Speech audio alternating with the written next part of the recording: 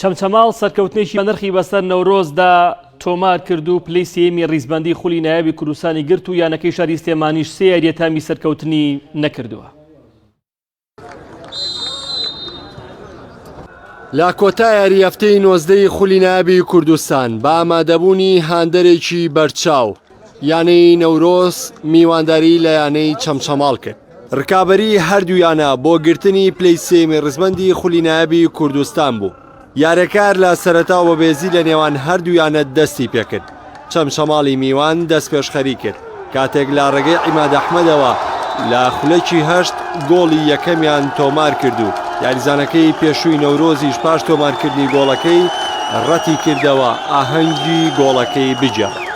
دواتر هەردوویانە هێرشەکانیان ئاڵوگۆڕ پێکرد بەڵام سەرکەوتوو نەبوون لە تۆمارکردنی گۆڵا و داوەریش بە بیانوی ئۆفساید گۆڵێکی دیکەی چەمچەماڵی ڕەت کردەوە. بەڵام لە خولەکی 34 جارێکی دیکە عیماد ئەحمەد خۆی بە گۆڵی نەورۆز گەیاندەوە و ئەم جارەش ئاهەنگێڕانی ڕەت کردەوە و چەمچەماڵی خستە بارودۆخێکی باشە. جێمیەکەمیش بەم دوو گۆڵی عیماد لە سوودی چەمچەماڵ باکۆتا. لە جێمی دووەم یارەکە ڕاستێکی پێچەوانەی وەرگرت. یاریزانانی کامەران عەلی کۆنتڕۆڵی یارەکەیان کرد و چەمچەماڵی کاپنەر سەلانیش بۆ پارێزگاریکردن لە ئەنجامی یارەکە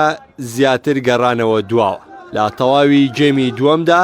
هیچ لایەکیان سەرکەوتوو نەبوون لە تۆمارکردنی گۆڵ و سەرنجامی ژارەکە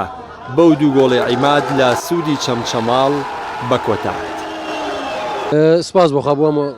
حاڵەتێک بەڕاستی توان بڵێم یەکێک بوو لە یاری هەر خراپەکانمانم ئەم یاری بەتابەت یاری لەگەڵ یانەی چەمچەماڵ یارێکی زۆر خراپ ماگە بەعکسەوە ئەوان ڕۆحێتێکی تەواین لە سەحاکە بوو هەر لە سەرەتا یارەکە دیار بوو ئەوان بە ڕۆحێت و گرتینێکی باش هاتن ناو سەحاکەوە کە ئەو وای کرێمە پاشەکشەکەین بەڕاستی تیپەکەمان لە وەزعی زۆر خراپە بوو ئەمڕۆ نای شارمەوە خەسارەکە گرنیان سۆی خۆمان یاری نەکرا بەڕاستی یاری تۆی پێ بۆ شێوە ناکرێت گۆڵە دوو گۆڵ سەرەتا گۆڵ بکەی یاری نەکرا بە تێکڕای یارەکە هەموو جارێک گلەیەکەین بەڵام بۆی لە پێشکەی تۆی پێ کورسان پێشکەی بەڵام بەڕاستی بۆ شێوە پێش ناکەی قەت یاری ئەو منەی وەسا بوونە یاری نەکرا دەستخۆشیان یەکەم پیرۆزبایلانی چەمچەماڵەکەم کە حەقی مەشروعی خۆیان بوو بەناوی خوای گەورە میهرەبان دیارە بێگومان ئێمە لەبەر ئەوەی ئەتوانم بڵێم لە هەموو یاریەکان بیری ئەومانە کە هەنگاوێکتر بچینە پێشەوە بەتایبەت لە یاریەکانی لەم یەک دوو ڕۆژەی ڕابردوو تیپەکانی کە نزیکن لە ئێمە یاریەکانیان بەر لە ئەنجام لە بەرژۆندی خۆیان کۆتای پێ نەبوو هەوڵێکی زۆر جددیماندا کۆبوونەیەکی تەواومان لەگەڵ یاریزانەکان کە بتوانین ئێمە ئەمڕۆ شەڕی پلەی سێم لەگەڵ یانی وەرشی نەورۆز بکەین ئەمانزانی کۆمەڵی گەنجی باشن و ڕاهێنەرێکی باش سەرپەرشتیانەکە ئەمانزانی کارەکەمان قورسە بەڵام ئێمە کەممانێ بگەینە پێشەوە ئەبێ هەوڵدەین ئەو بربەستانە ببڕین بێگومان وەکو معنەویات بیرمان لەوە بوو کە لە سەرەتای دەستپێکردنی یاریەکە و بە شێوازێکی بهێرشبردن یاریکەین بۆی بتوانین سێخاڵی یاریەکەم سۆگەرکەین چکە بە یەکسانبوونیش لە بەرژۆندی ئێمە نەبوو ئینشاڵڵا ئێمە لەبەرەوەی لە قۆناغی دووەم کە دەستمان پێ کردوێتەوە سەیاری یەکەم ئێمە یەک بردنەوە و یەکسانبوونێکمان هەبوو دۆڕاوێکیشمانە بۆی هەوڵی ئەوماندا کە بتوانین ئەم عادلە ڕێک بخەینەوە سپاس بەخوا یاریزانەکان ئەمڕۆ جوودێکی زۆریان کرد ئەم بردنەوەش